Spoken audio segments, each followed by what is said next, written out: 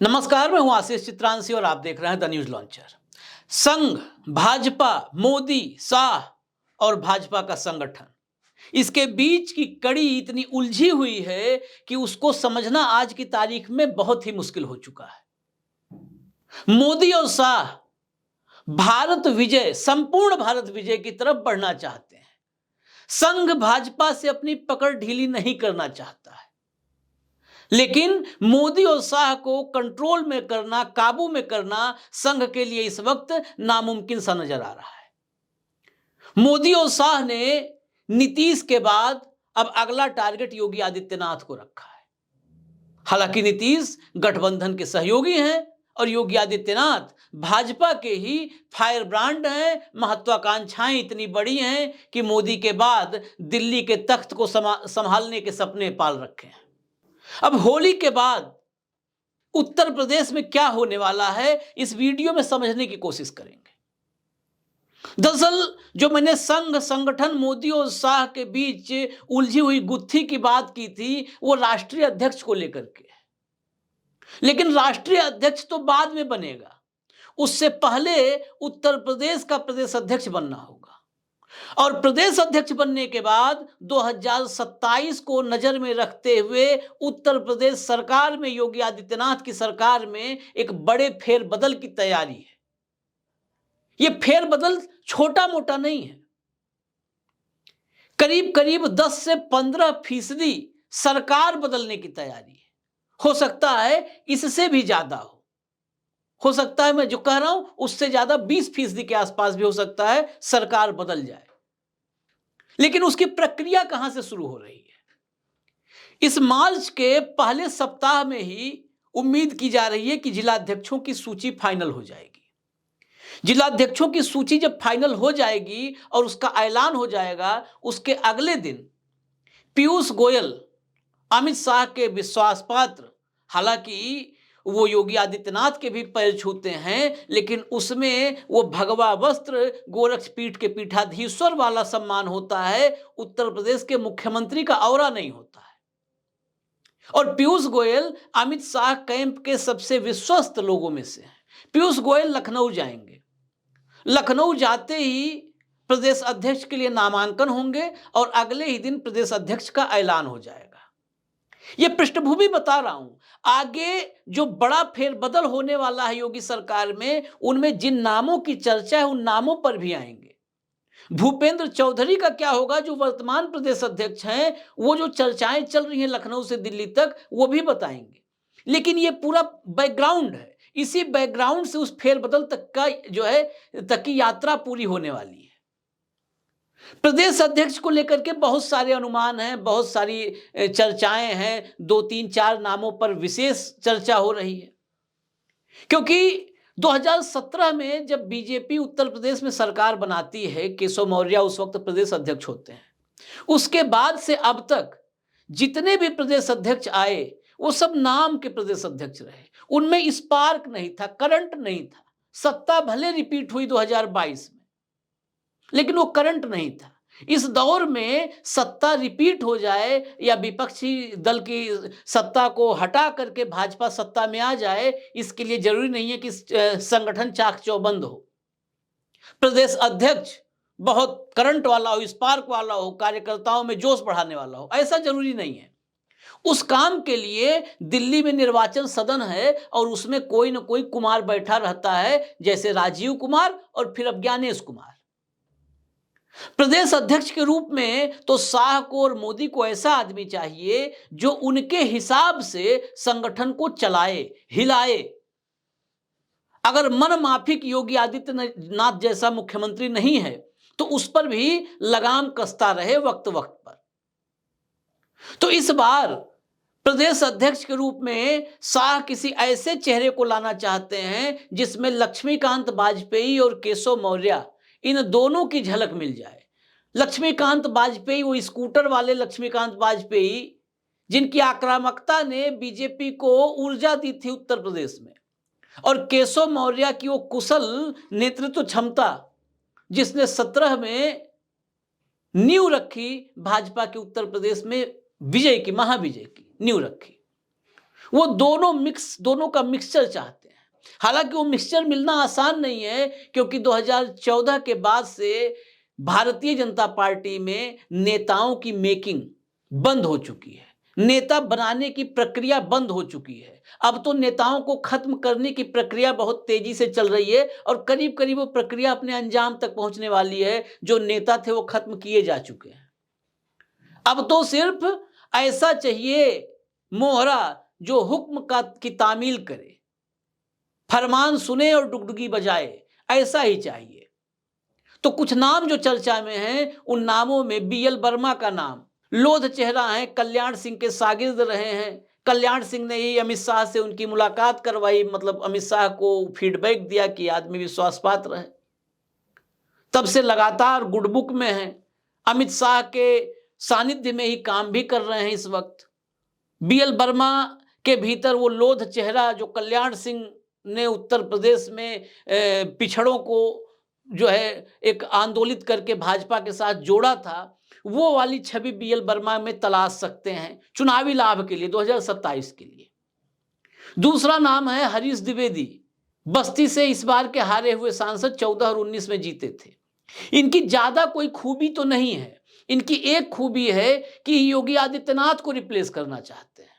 इनके मन में बड़े हसीन सपने हैं कि योगी को चैलेंज कर सकते हैं, योगी को काउंटर कर सकते हैं, और जो मोदी और शाह के मन की ख्वाहिश सालों से दबी हुई है कि कोई चैलेंज करे, जैसे राधा मोहन दास अग्रवाल चैलेंज करते थे तो महासचिव बन गए भारतीय जनता पार्टी में, वैसा ही चेहरा तो हरीश द्विवेदी में वो है। खुल करके अब तक कर नहीं पाए हैं, लेकिन वो अपने लोगों के बीच में चुनौती देते नजर आते हैं योगी आदित्यनाथ को। दूसरी खूबी जो उनकी है, वो संघ में दत्तात्रेय होसबोले से लेकर के और भाजपा में शाह तक सबके सामने पूरे सम्मान के साथ दंडवत होते हैं।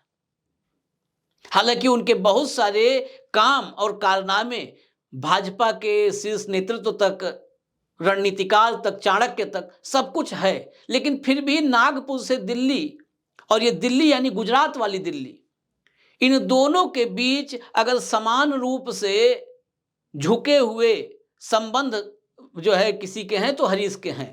तो हरीश द्विवेदी भी इसमें एक नाम है। बाकी अमरपाल मौर्य का नाम है, विजय बहादुर पाठक का नाम है, कई नाम और ढेर सारे हैं। सांसद थी रेखा वर्मा, उनका भी नाम चल रहा है, नाम ऐसे कई सारे हैं। खैर, जो मुख्य बिंदु जहां पर हमको आना था, होली के बाद क्या होगा, अब उस पर आते हैं। दरअसल होली के बाद जो मैं कह रहा सरकार में 20, 22, 25% तक बदलाव की जो खबरें अंदर खाने चल रही हैं, उस पर आते हैं। नीतीश कुमार के मंत्रिमंडल में अभी बहुत बड़ा फेरबदल हुआ, 7 नए चेहरे आए। 7 नए चेहरे दिल्ली की पर्ची पे गए थे। उसका नतीजा क्या हुआ? उस कैबिनेट के फेरबदल के बाद या एक्सपेंशन के बाद बिहार को जानने वाले राजनीतिक पंडित क्या बोलने लगे कि नीतीश कुमार चैप्टर क्लोज। अब सरकार में भी भारतीय जनता पार्टी का वर्चस्व है, भाजपा अब सरकार में भी है। नीतीश सिर्फ सीएम के रूप में अब रबर स्टाम्प रह गए हैं, और आने वाले वक्त में वो भी नहीं रह जाएंगे। इस एक्सपेंशन के बाद कहा जा रहा है कि बिहार के अगले चुनाव के बाद नीतीश सीएम नहीं होंगे। अब आते हैं उत्तर प्रदेश पे। उत्तर प्रदेश में भी उसी तरह के और उससे बड़े एक्सपेंशन की तैयारी है। दरअसल उत्तर प्रदेश में जो टोटल स्ट्रेंथ है मंत्रियों की, टोटल मैक्सिमम मंत्री जो हो सकते हैं, उनकी संख्या 60 है। आज की तारीख में कुल 54 मंत्री हैं योगी आदित्यनाथ के पूरे मंत्रिमंडल में। उसमें 21 कैबिनेट मंत्री हैं, 14 राज्य मंत्री स्वतंत्र प्रभार और 19 राज्य मंत्री हैं। तो 60 के मैक्सिमम स्ट्रेंथ को देखें तो 6 जगह तो अभी खाली है। 6 के अलावा यह चर्चा है कि 3 से 4 मंत्रियों की विदाई हो सकती है। अब उसके पीछे वजह जो दी जाएगी, ये वजह दी जाएगी नॉन परफॉर्मेंस। हालांकि नॉन परफॉर्मेंस की अगर बिना पर कुर्सी छीनी जाए तो मुझे लगता है 54 के 54 का सामूहिक इस्तीफा समेत योगी आदित्यनाथ सब हो जाए।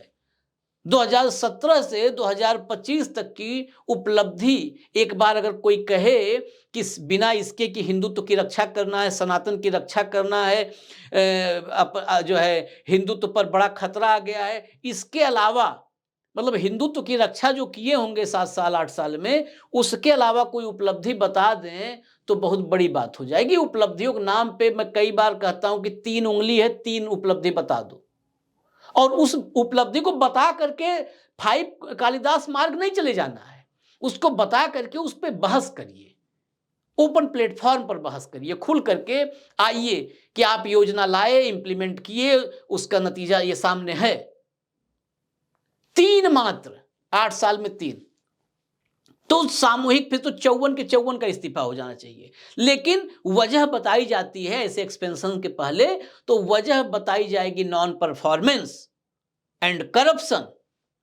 हालांकि करप्शन वाली वजह को दबा लिया जाएगा, नहीं तो अगर 3 नाम पे भी नॉन परफॉर्मेंस तो चल जाएगा, करप्शन लगेगा तो इसका मतलब 8 साल करप्शन होता रहा और आप देखते रहे।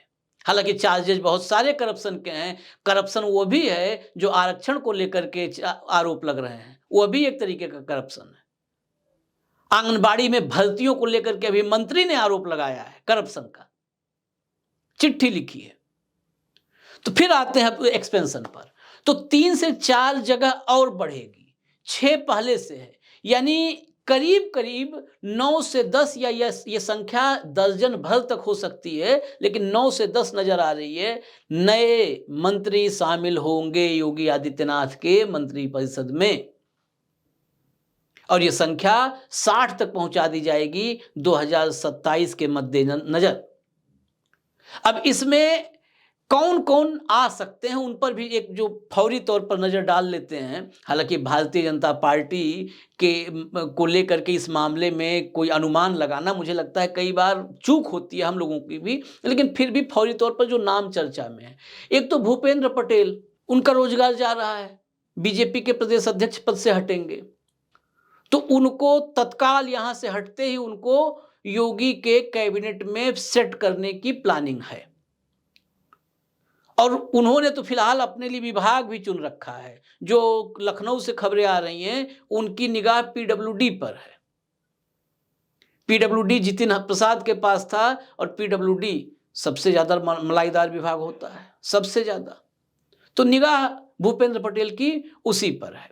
इसके अलावा जितिन प्रसाद एमएलसी से बन गए सांसद, एक एमएलसी वाली जगह खाली है, तो चर्चा ऐसी भी है कि आउट ऑफ द बॉक्स जैसे पर्ची से नाम खुलता है, किसी ऐसे आदमी की भी लॉटरी खुल सकती है जो ना तो विधानसभा में है न विधान परिषद में है, उसको डायरेक्ट मंत्री बना करके जितिन प्रसाद की जो खाली सीट है उसके जरिए विधान परिषद में बैठाया जा सकता है।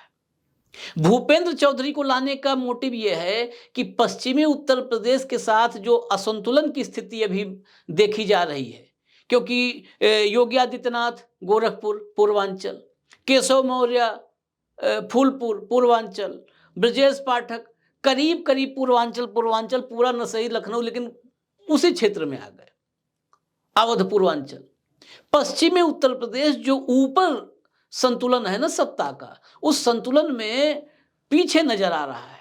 भूपेंद्र पटेल को एडजस्ट करके पश्चिमी उत्तर प्रदेश के साथ संतुलन बनाने की एक कोशिश हो सकती है।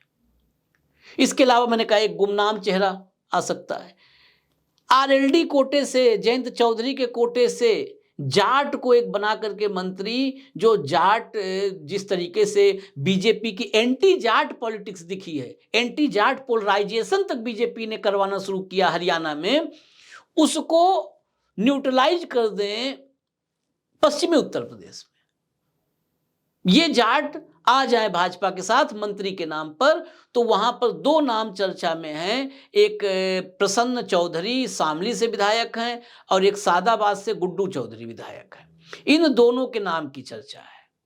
इसके अलावा गुर्जर साधना है, ये सब पश्चिमी उत्तर प्रदेश, जाट गुर्जर ये सब, तो गुर्जर साधना है। नकुड़ से विधायक हैं मुकेश चौधरी, इनके नाम की चर्चा है। तो ये आप 4-5 नाम तो यहीं पर हो गए, अगर जो चर्चा में 4-5 नाम ये हो गए। कुछ बाहर आएंगे, कुछ नए सधेंगे। ये है पूरा पूरा का पूरा समीकरण जो बनता नजर आ रहा है।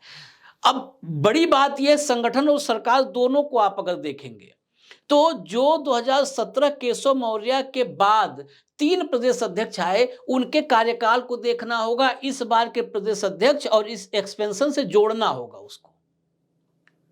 केशव मौर्य के बाद पहले दी गई किसको कमान? महेंद्र नाथ पांडे। कार्यकाल आप कुछ उसमें ऐसा है ही नहीं उल्लेखनीय कि जिसकी चर्चा करें, बस प्रदेश अध्यक्ष थे, इतना ही आप याद रख लीजिए। वो जब सूची बनेगी तो एक नाम होगा कि महेंद्र नाथ पांडे, बस। उसके बाद स्वतंत्र देव सिंह आए। स्वतंत्र देव सिंह प्रदेश अध्यक्ष थे जब 2022 के विधानसभा चुनाव हुए, उसमें भाजपा जीत गई।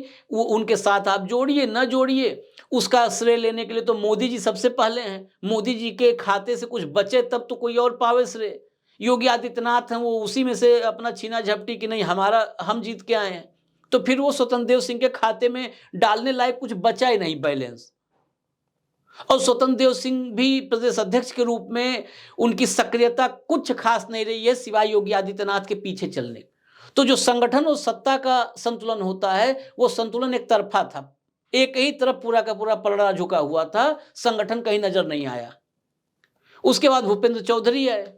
भूपेंद्र चौधरी आए तो संतुलन क्या बनाते? 2024 के चुनाव में मोदी को 240 में तक रोकने में जो उत्तर प्रदेश का महान योगदान है, उस वक्त कमान भूपेंद्र चौधरी के पास थी। तो ये चर्चाएं हैं। हालांकि अभी स्वतंत्र देव, जो जानकारी मिल रही है कि स्वतंत्र देव सिंह दोबारा से चाहते हैं कि प्रदेश अध्यक्ष वही बन जाए, लेकिन दिल्ली कितना चाहती है संदेह है, उस ट्रैक रिकॉर्ड को देखते हुए कि स्वतंत्र देव सिंह पूरी तरह शरणागत रहे योगी आदित्यनाथ के। तो दिल्ली ऐसा प्रदेश अध्यक्ष चाहती है, अमित शाह ऐसा प्रदेश अध्यक्ष चाहते हैं जो योगी आदित्यनाथ के समानांतर खड़ा हो, योगी के साथ पावर बैलेंस करे, योगी के हाथ में पूरे के पूरे उत्तर प्रदेश को, सत्ता को, संगठन को, सबको न छोड़ दे कि दिन रात दिल्ली ही टेंशन लेता रहे, अमित शाह ही चिंतन रहे कि योगी आदित्यनाथ को कैसे रोके। कोई रोकने वाला लखनऊ में भी बैठा होना चाहिए। अब जब ये तय हो जाएगा, उसके बाद 10 नाम ये तय होंगे एक्सपेंशन वाले। और जैसी परंपरा चली आ रही है भाजपा में पिछले कुछ वक्त से, अगर 9 या 10 नाम आते हैं तो ये 9-10 नाम, ये उम्मीद कम है कि योगी आदित्यनाथ के लोग होंगे या योगी आदित्यनाथ वो सूची तैयार करेंगे। वो सूची जाएगी दिल्ली से, माध्यम योगी आदित्यनाथ हो सकते हैं, नहीं तो इस दौर में तो राजभवन तक सूची ले जाने के लिए भी मुख्यमंत्रियों की सहमति जरूरी नहीं मानी जा रही है। आपको याद होगा नीतीश कुमार के कैबिनेट एक्सपेंशन में 7 नामों की सूची कैबिनेट सचिव लेकर के, सिद्धार्थ लेकर के गए थे राजभवन आरिफ साहब के पास। तो सूची वैसे भी जा सकती है। अब वो 9-10 नाम कौन होंगे? क्या संगठन और सत्ता के बैलेंस के साथ साथ सत्ता में भी, यानी सरकार में भी योगी आदित्यनाथ को बैलेंस करने के लिए कोई एक पावर सेंटर खड़ा करने की कोशिश होगी 2027 से पहले? क्योंकि 2022 से पहले का दौर याद कीजिए, जब गुजरात के नौकरशाह रहे अरविंद कुमार शर्मा, ए.के. शर्मा, प्रधानमंत्री नरेंद्र मोदी के सबसे करीबी अफसरों में से, शाह के सबसे विश्वस्त अफसरों में से, उनको भेज दिया गया उत्तर प्रदेश में, एमएलसी बना दिया गया और चर्चा शुरू हुई कि योगी को रिप्लेस करेंगे। रिप्लेसमेंट की बात अटकी तो ये लगा कि डिप्टी सीएम बना करके पावर बैलेंस करेंगे, सत्ता का एक नया केंद्र बनाया जाएगा। लेकिन योगी उस समय 22 के चुनाव करीब थे और 2022 के चुनाव के ऐन पहले 6 महीने पहले ये सब कुछ हो रहा था। योगी आदित्यनाथ भी कुर्सी के लिए भरपूर लड़ाई लड़ने में यकीन रखते हैं, कुर्सी के लिए वो भी किसी भी हद तक लड़ लेंगे। तो भाजपा को लगा कि चुनाव में फजीहत हो जाएगी, ए.के. शर्मा को जिस मकसद से भेजा गया वो अधूरा रह गया और हमेशा के लिए अधूरा रह गया। इस बार ये एक्सपेंशन, इस बार ये कवायद 2027 के चुनाव के ऐन वक्त पर या जस्ट पहले 3-4 महीने पहले नहीं हो रही है।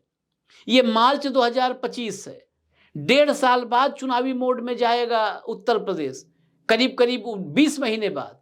तो 20 महीने पहले अगर कोई ऐसी मंशा है कि एक नया पावर सेंटर सत्ता में खड़ा करना है योगी आदित्यनाथ के समानांतर, तो अब वो रिस्क लिया जा सकता है, ऐसा भी मतलब संभावित है, ये संभावनाएं बता रहा हूं।